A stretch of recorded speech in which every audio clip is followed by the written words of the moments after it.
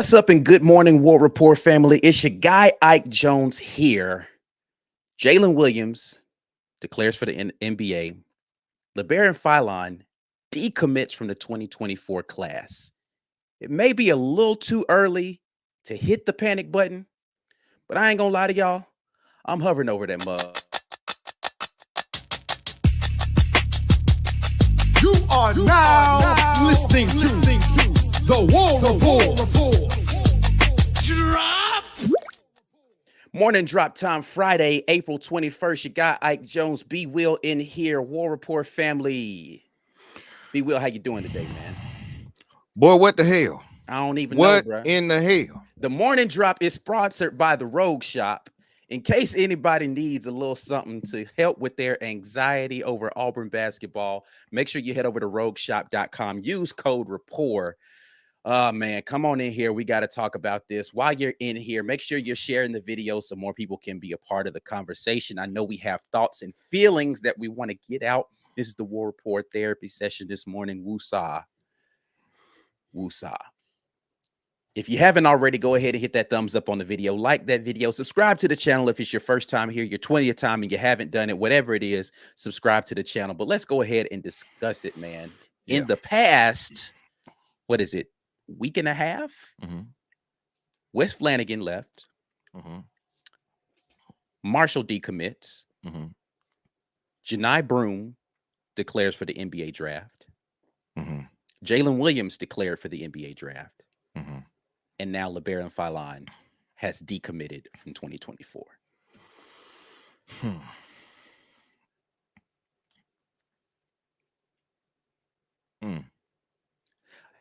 There's a guy who I like his opinion on a lot of things in regards to just sports and Auburn in general.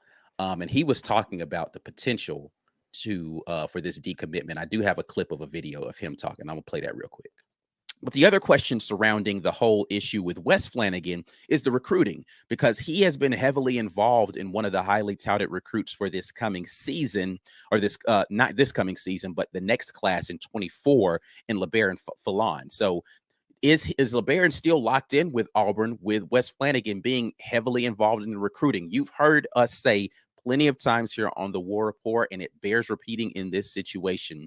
Players commit typically to coaches, not programs and schools, right? So the relationships that you develop are the things that make you comfortable with wanting to come to a particular program. The question for LeBaron is, has he become more comfortable with the remainder of the staff who were not as heavily involved in his recruitment? And does that put his recruitment in danger? So it's a really smart guy who said something about this during a program in regard to the recruitment of LeBaron Philon. I don't, I know. He's a really handsome guy. He usually knows what he's talking about. And it's just crazy. It's crazy. Yeah. But let's talk about these players, man. you listen, you called it. You said it would be a risk. We see this so much, right? We see this all the time.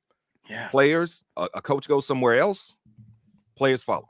Yeah. Whether it's what we have seen a lot is almost immediately in football, especially the first transfer portal, their coach leaves. They're like, oh, my coach left, I'm out of here. And then after the spring, what we're seeing is in the case of a school like Cincinnati, whose football recruits we're looking at more than a few of them now, they waited until the spring to say, all right, well, let me see what this new staff is about. Nah, I don't like this. Let me go.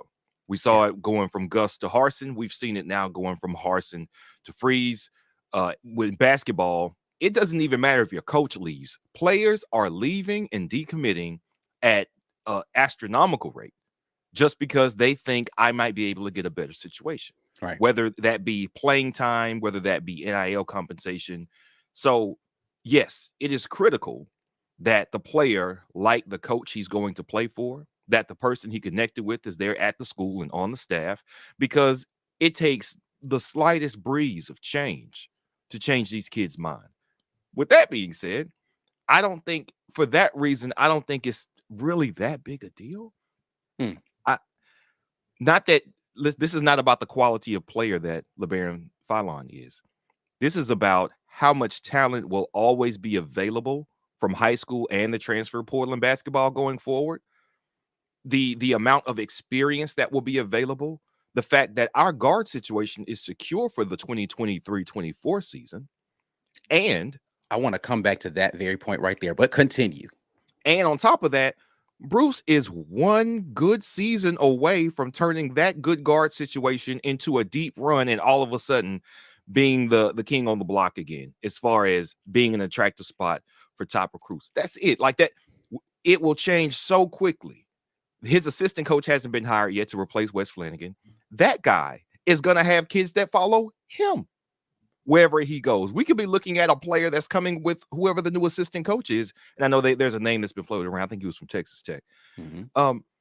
All of these things could change quickly. We could be looking at a recruit at a guard position with 3 years of eligibility remaining, and then a kid that's recruited out of high school say, oh, wait, no, he's not. No, I'm not going to get the playing time I want. I'm going somewhere else. I think now more than ever, we have to look at the next year, maximum 2 years, as the goal and the solution to roster management. I have to make sure my next year's roster is secure. Right now, the next year's roster at the guard position looks good. Now, you want to say your front court, your front court looks a little shaky right now, honestly, and it does. And we need some bodies to start landing on the roster there. But guard is not a situation where I would be panicking right now for the 23-24 season. Yes, for next season, I think we're okay at guard. And like let's be clear, LeBaron Philon is a 2024 commit, so he wouldn't be at Auburn this coming season. No reason to be worried about that. But it does give me pause about here's what is, I think, interesting, right?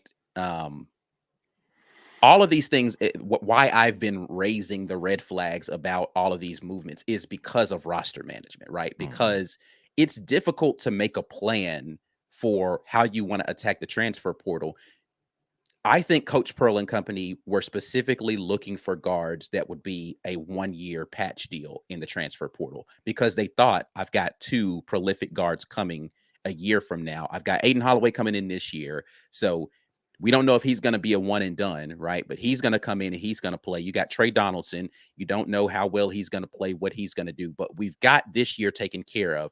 The patch job, we just need to make sure we can bridge for this year because you're losing Wendell, right? After this year, you're likely going to be losing KD as well, right? So you're going to lose at least Denver Jones. I don't know that he stays for 2 years. He's got the eligibility, but I imagine he's a guy that wants to come light it up for a season, go to the league, right? So you've got Aiden. You don't know how well he's going to play. Is he going to be a one and done? If he's as good as everybody is projecting him to be and he's the scorer, then he might decide I'm up out of here after one season. So you thought, let me just patch it for 1 year because I've got 2 prolific guys coming in the year after that. Now you only got 1, right? And so that plus all of this stuff that's in flux with Jalen Williams declaring for the grab. I know everybody's like, oh, he's coming back. He's dead. You don't know that, man.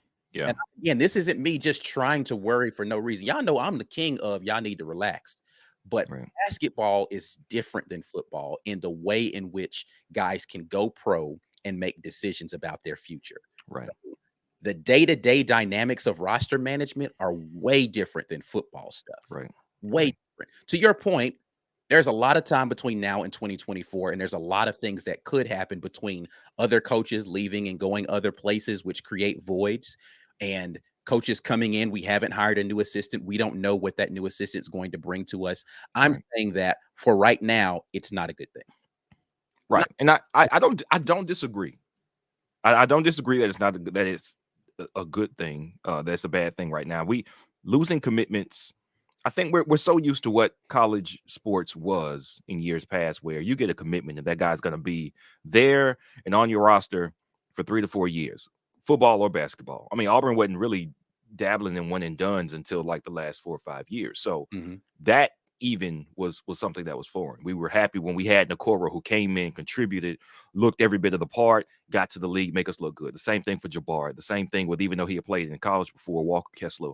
You come here 1 year here, and then you're a pro's pro contributing on the next level. That's a great look for us. Right. But what we had grown used to was a guy coming in, signing out of high school, saying how much he loves the school. You see him get on the field, you see him contribute, whether he's great or just good, or he's just a guy who's getting some rotation snaps.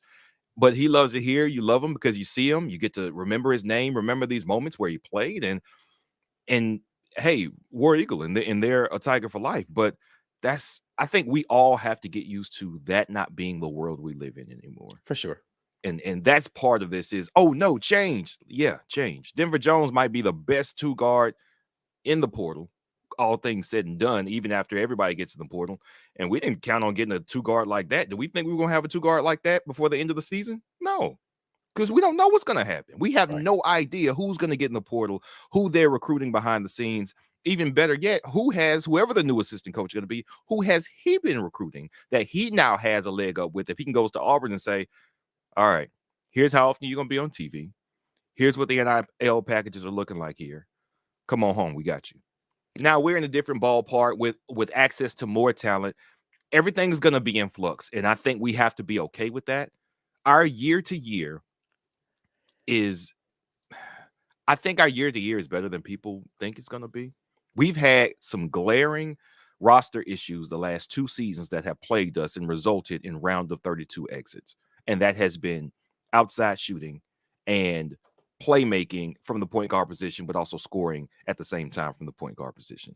If we fix those 2 things, which apparently we have fixed, but now we've got some size issues. Apparently, if you lose 6'8" Jalen Williams and 6'9" Janai Broome, now, I mean, you fix patch one hole and you get some other holes in the ship, right? Right. But I don't think there's really any better solution to the current game and the way things are set up with the transfer portal and NIL than what we're doing right now. Bruce knew we need scoring, we need shooting. Well, hell, between Aiden Holloway and Denver Jones, however you scout these guys out, it looks like we solved that problem, did we not?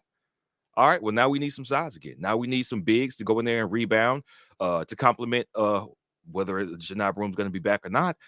This is the game. It is a year-by-year assessment. It is a year-by-year solution that you have to employ, and we just have to wait and see how Bruce adjusts, how his staff adjusts, how Stephen Pearl and the new assistant coach go, all right, well, if you're not committed, that opens up some opportunity for somebody else that we have been looking at.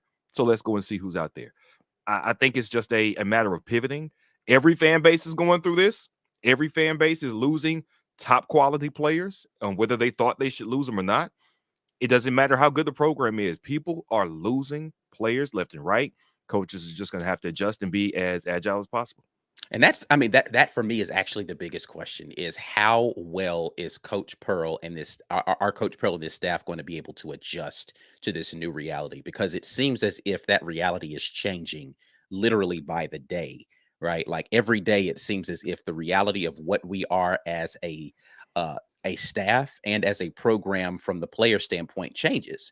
And so having to make those adjustments on the fly and be agile and ability to pivot to something else is something that you're going to have to get used to. Coach Pearl has been in the game for a long time. So this, the question is, just to use the metaphor, not to call him old, but can you teach the old dog a new trick? Can you build a program in a different way than you've ever had to build that program before? Because you've seen success in the way that you've done it before, but this is a new reality. And can you exist in that new reality as a person who's able to make the adjustments? One of the things that I think helped me in my mind to feel as if Coach Pearl is going to be able to do that is seeing the way that he adjusted the pace of play from last year. Like we were very much an up and down the floor team the year before last, and really all of the years that Bruce had been here at Auburn prior to last year, but then realizing we don't have the same level of shooters. We have a better post presence. He slowed down the pace of play, went to a different style of basketball that was more gritty, trying to grind out possessions as opposed to up and down the floor. Wasn't pressing as much, right? Like it just wasn't the same kind of Coach Pearl team that you expected. So he made the adjustments based upon the personnel that he has. Now the question is, can he make similar adjustments in the way that he builds his program and then solidifying year over year rosters in the era of the transfer portal and the flux that happens amongst all of these young athletes trying to figure out what they want to do in this new reality for them?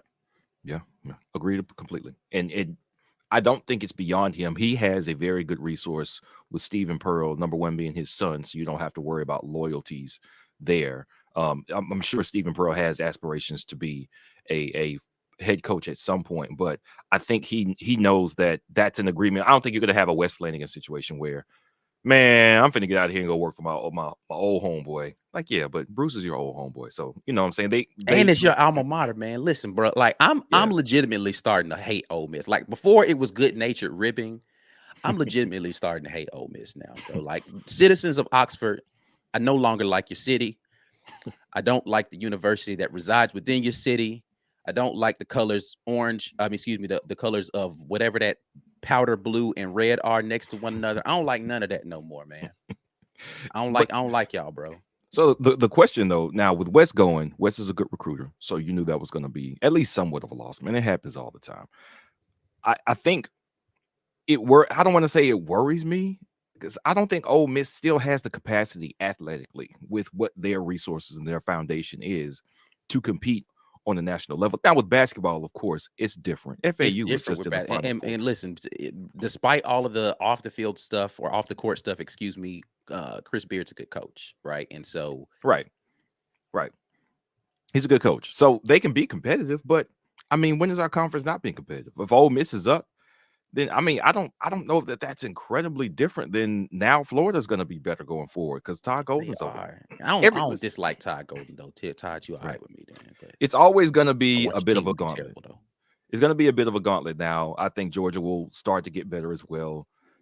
Teams who are bad, you get a better coach, especially in basketball, man. Coaching, I mean, it makes all the difference. You can have a team full of studs with a bad coach, even in basketball, and everybody getting their numbers and y'all losing every game because you're a terrible coach. So the coaches are getting better. The competition is ratcheting up. I think what Bruce does, though, is he builds a team from defense and effort first. And I think that's a foundation to always be competitive. If there's comparable talent, I give Bruce an edge because that's his philosophy and that's how he coaches. And he lets players be themselves, which is another thing I think is incredibly valuable. We were sitting here upset at how many big shots KD and Wendell would miss in the last 2 years. But you know what? They got to take those shots. And sometimes them being them won us some games. So Bruce has an edge in that regard. I think he has to find his footing in the current atmosphere, climate. I mean, this is why some of the old heads retired. Roy Williams, Mike Krzyzewski, they were like, that's enough. That's enough of this. Everything's too loosey-goosey out here. I got a couple ships. I'm going to just go ahead and call it quits.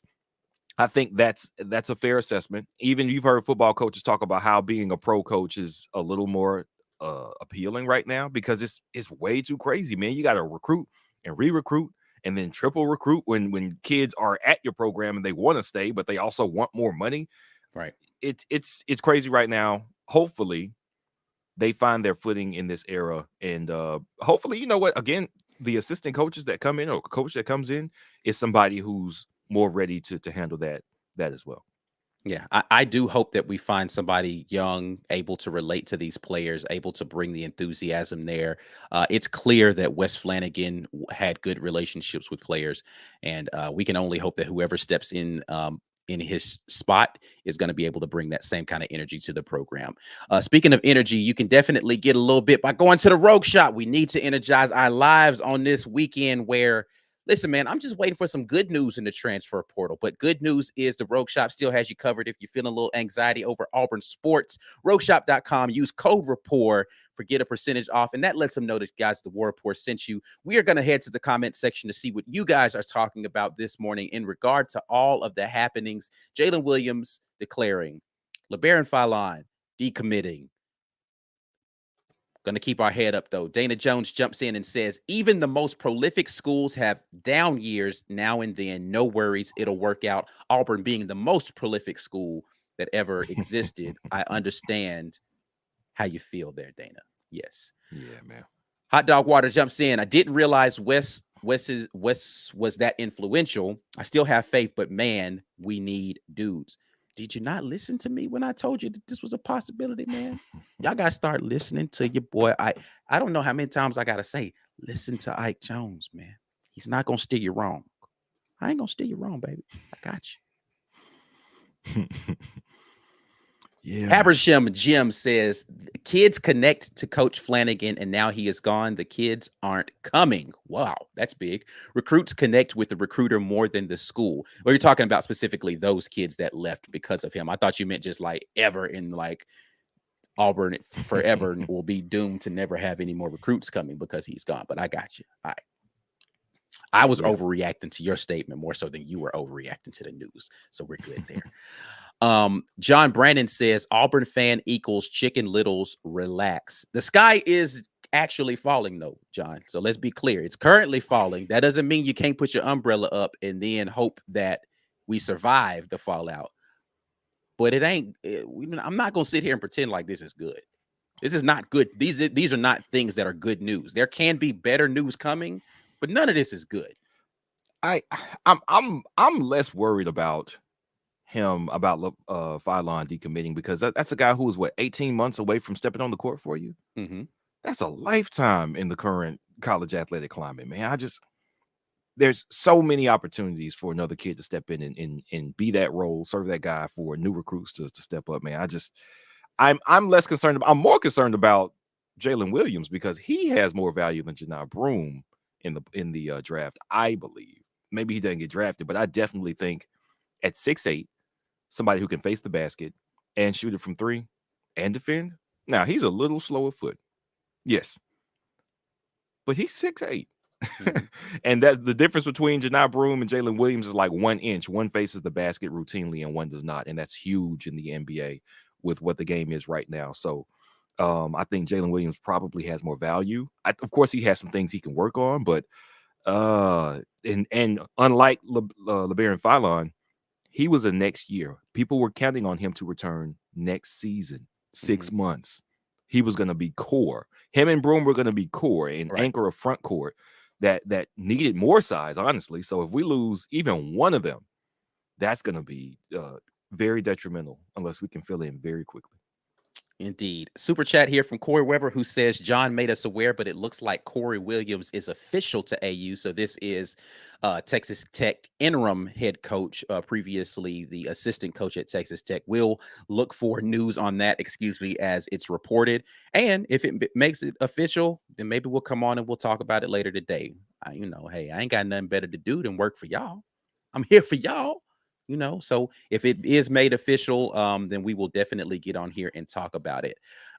Jonathan Boyson says, agreed, B. Will. I'm basketball with the one and with basketball on the one and dones. You got to look at next season and keep it moving. They still might recommit because they have a full year to get them back. And this is the way I think you have to approach it, man. You have to.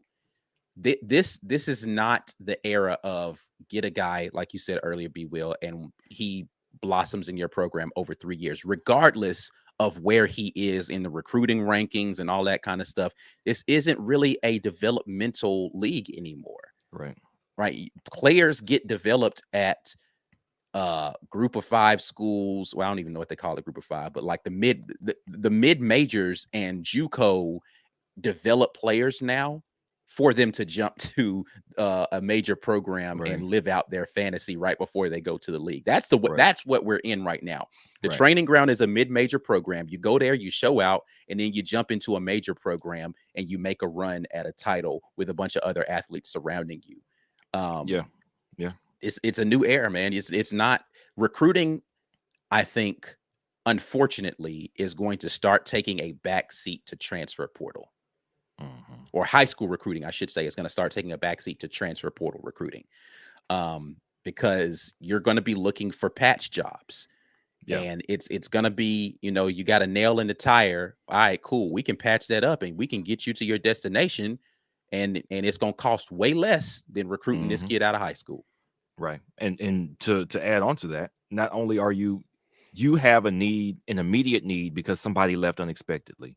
Well, you got to fill that immediate need, and somebody's program is going to be worse for I don't think Morehead State was better for losing Janai Broome. Was it Morehead State? Was that where he was at? Yes. Yeah. Listen, man, these teams have one or two good players, and every year they're at risk of losing their one or two good players. Yep. ECU was actually decent for where their program had been in football last year. You think they need to lose Avery Jones? Yeah. No, we probably took their best offensive. Dylan Wade, we saw our offensive line mush the defensive line at A-Day, and 3 of those guys were from Group of 5 schools. Dylan Wade from Tulsa, Britton from Western Kentucky, and Avery Jones from ECU. There are studs all over the place, and you just got to be looking and find them. And if you're a big enough program, if you're high enough on the food chain, you're going to fill in, you're going to eat, and everybody else is going to be left wanting. And that's just the game, man. You develop them down there, like you said, pull them up to the big leagues when they're ready. Yeah, it's going to be interesting to see how it progresses as the transfer portal and NIL continue to be huge factors in recruitment. Another super chat. We appreciate Jamal Cunningham jumping in and saying coaches who recruit elite talent are going to have to adopt the Calipari model where you only recruit them for their position and play them regardless and live with the consequences. I have mixed feelings about this because, number one, the coach that you mentioned has not had recent success with his model. So I don't know if his model actually works to win. The question you have to ask yourself is, how do you build a championship roster in this, right? Like you can build a talented roster. Right. How do you build a championship roster? When we look at championship basketball teams, right? So like the last 2 champions, we've got Kansas and who just won the title this year? Because I didn't watch the game. UConn, right? So UConn is actually a really good example of a team who has been able to be successful multiple years. So the question is, what is UConn doing different than every other program around the country? That's what college basketball needs to be asking themselves is, what is UConn doing differently than every other program is? Because they're the ones that are continuing to thrive and survive regardless of all the changes. A lot of it has to do with the head coach that's there and the program that he puts together. But how is he building rosters that can compete consistently? So something that they're doing, that honestly is something that Bruce has done too, is you're not getting a bunch of top 50 guys or even top 100 guys. There are guys that you're going to bring in who are role players, guys from other teams who just need to step up. There are a couple guys that you recruited that love the UConn legacy, because UConn has a strong basketball legacy. And it ends up being you build it from the ground up about 50% with guys that you recruit out of high school and just develop. The rest you plug with the transfer portal guys, and then you happen into 1 or 2 studs via transfer portal, or maybe one or 2 good recruits. And the mix of it is what works. And of course, we always going to fantasize about the 2019 Auburn team that made the Final Four run. Buddy, the year before that, they topped out in the round of 32, and they got blown out in the round of 32. But they stuck together. They were 3rd and 4th year players. And the same thing with Miami. We talked about Miami. They knocked us out in the round of 32 last year, right? They stuck together. And it not without some drama. I don't know if y'all remember, but I think it was Isaiah Wong who came. He was like, I'm finna be out of here unless y'all up my NIL. Right. They came to some sort of agreement. He stayed, and then they're in the Final Four. Talent is going to have to stay together. And I think the overwhelming, the one location where you can find value is kids who are under recruited and need to be developed. You get them there, you bring them in a program at the caliber of what Auburn is now, probably a bit above whatever their recruiting station could be. So you recruit in line with what the mid-majors are fighting for this guy. But instead of going after the 5-star, you get this guy in here. And you say, I think you have a skill set I can work with, and we're going to keep you here 2-3 years and let you grow up. By the time they grow up, they should be a 3rd-year player that's playing very well, far outside of what they were recruited as out of high school. Sprinkle in a couple of studs that you get 1-year, 1st-year guys out of high school, one and dones, and the mix has to be right. You have to get the mix right, but it's going to involve some guys who have been in your program for 2 or 3 years. I don't think you're winning it without that. I think Calipari's win was happenstance because you had an unreal. If I'm not mistaken, that was the year with AD, Anthony Davis, when they won the championship. I don't remember who else was on that team, but I know it was some NBA guys because that's kind of Calipari's model. Right. Bunch of 1-year guys, and then we'll see. That only won him a championship one time. I think it's got him 2 Final Fours. Derrick Rose at Memphis. That was one of these guys. if you do look into getting one of the premier high school talents that also happens to be a stud NBA level talent, of course you can win it all. But see here the other place that I'm starting to hate is the G League, because they keep snatching away all of our premier NBA talent guys. That's true. That's true. If we had landed all of the guys who definitely would have come to Auburn that went to the NBA, we'd all our like, we're not Different losing story. to other schools. It's Right. been Auburn or go pro Yeah. that's really been hurting us a lot. Jamal wants to come back in and clarify with another super chat. Thank you so much. Should have prefaced my previous comment with, I despise the Calipari model and would rather have a team with third and fourth year players sprinkled with high star guys. And this is what you were just talking about. Yeah. B Will. This is probably the best way to do it. The question is contentment. So I'm a big, like, looking at the totality of the roster, not trying to have stars everywhere. So you need guys like Chris Moore on your team. And I said this before. You need guys who are just going to be energy, hustle players. I don't think Chris Moore is an NBA talent, but Chris Moore is a necessity to your team to make sure that. Now, I'm not saying Chris Moore couldn't be good in NBA, because NBA teams need Chris Moore type talents, right? Right. But he's not going to be a guy that's going to skyrocket up anybody's draft board just because there's nothing that's going to jump off of the stat sheet. But you need Chris Moore's on your team, if he stays healthy, that can come in and defend whoever the best player is, the best ball handler is on the other team, be physical and go get rebounds, give you energy and effort for every minute that he's going to be on the floor, be a guy that's going to get guys together on the sideline, in the locker. You need those guys to be your third and fourth year players. If you got 2 or 3 of those sprinkled around your roster and you surround them with the one and done talents, championship roster. Yep, absolutely. And that's what we've been missing is what we've been missing as far as the roster the last 2 years. It was a critical piece. Of course, it's outside shooting from the guard position. That was what has hampered our ability to progress. I think the roster was built fairly well. If you get Wendell with a more consistent outside shot, the same Wendell on this roster, then our ceiling is completely different. Yeah, our ceiling would have been different. So I don't think we've done a bad job building it. I think he's got the experience with the Jalen Williams and the Chris Moore and the Alan Flanagan. I think the Zep Jasper. We've had the mix. What we haven't had was skill set, outside shooting consistently enough from that group of guys for it to put us over the top. Yeah, and which is why I was super excited and still potentially going to be excited about next year's team, because you do have better scoring guards on this team, with a Denver Jones coming in, with an Aiden Holloway coming in, with the emergence of a Trey Donaldson. And then if we get, if we were able to bring back Alan Flanagan, Jalen Williams, Janai Broom with that, so you have your experienced glue guys core, Chris Moore coming off the bench, KD Johnson being a spark plug off the bench. That's a talented roster that can make a run, can defend.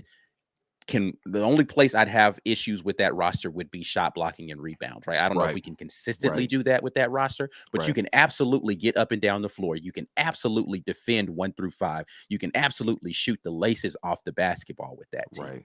Right. You got athleticism at your wings. You've got ball handling at your point and 2 guard. You've got everything necessary to be a championship caliber roster. The only thing you don't have is really experience in the backcourt, right? You've got talent, but you don't have experience. And sometimes that can be difficult as you get into the tournament times. But man, you've got a dynamic roster that can do a lot of good things. So hopefully he's able to pull it together for this season. We'll see. A lot of guys, again, still with pending statuses for next season as far as the NBA is concerned. We're going to take a couple of more. We're going to get out of here. But James Barnett says, BP will get this right. I trust him just like I trust Freeze. I think the blame lies in the transfer portal. It altered college sports for good and bad. Just my opinion. Yeah, I saw somebody comment in, and I don't know if it's start or not, but I think there has to be some sort of regulation of the transfer. I think maybe portal. the Dana Jones comment here, can the transfer portal be tweaked in a way that'll make it a little less chaotic? Yeah, it's chaos. And I don't think it actually benefits players or coaches with this chaos, because right now, for example, the transfer portal has opened for basketball because the season's over, but the NBA draft is also going on. Okay. I need to know if I can land you, not because the portal is going to close, but because everybody who is looking to fill spots, they're going after the same guys I'm going after, but I'm in limbo with my scholarships because I'm waiting on to see if the players are going to go or come back. That needs to be settled before the transfer portal opens. So you can go into the transfer portal period as soon as their names jump in there and say, I know exactly what spots I got and I know I need you. And that's not going to change based on what somebody who is trying to figure out their future has going on. That would help a whole lot. I know it would help these coaches a whole lot because you don't have to guess about what your availability is. You can tell a kid exactly what his minutes are going to look like or what you expect his minutes are going to look like, what role he's going to play. Having to guess and having somebody else go, well, listen, man, I got 30 minutes a game for you right here. I promise you're going to have the ball in your hands all the time. It's like, well, I might have 25 for you, but I don't know. Hey, Janai, you going, you staying? That's not a situation you want to be in because he's got a coach at a comparable program giving him hard data as far as what he has to offer him. We need to get that cleaned up at the very least in basketball. Yeah, it's there's a lot of work to be done here before this season comes. Like again, what's happening with the 24 recruiting class, we do have time to straighten out. The 23 season is really where I'm worried, and more so in the front court. The back court seems like it's taken care of. I don't see any of those guys going anywhere between now and the season. But that front court is looking a little thin, so we're going to have to figure that out. But we are about to get out of here. We appreciate you guys jumping in. This has been another Morning Drop sponsored by the Rogue Shop. Again, if Auburn basketball has you stressed out, head over to rogueshop.com, America's #1 online dispensary. Things for things like stress, anxiety, sleep, right? So sleepless nights, worried about whether or not we're going to have Corey Williams on the staff and he's going to be able to bring in recruits. Rogue Shop. Anxiety about whether or not the 2024 class is going to be back up in the top rankings so you can continue to troll Bama fans on Twitter. Rogue Shop. If you're stressed out about whether or not we're going to land a quarterback in the transfer portal because you're not convinced we have the guy on the roster, Rogue Shop. Don't worry about it. They got you covered, man. But we are about to get out of here. The War Report definitely has you covered. We got more stuff coming. Members, make sure, excuse me, not members, because the member, if you're just I don't want to say just, but if you're not a patron, the replay isn't available for you. We got the tape that's floating around that I did yesterday. Watch the film going. Go ahead and check that out. Head over to your podcast area. We got podcasts popping, so make sure y'all check us out over there. We are out of here. We'll be back at you guys unless some breaking news happens between now and then, Sunday for the weekend tailgate. Until then, War Eagle, peace. Peace.